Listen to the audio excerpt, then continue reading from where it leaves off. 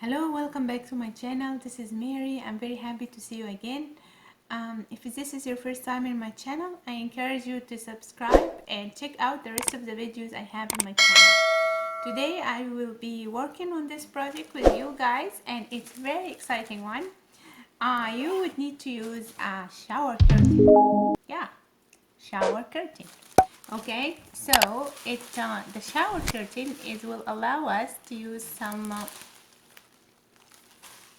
vinyls to our project, that we can add some glitter, some beads. These are like plastic beads. See, you can move around. If you don't want to use shower curtains and you already have this vinyl, feel free to use it, but this is kind of cheaper way of using a transparent vinyl in your project. So without any further ado, let's get started.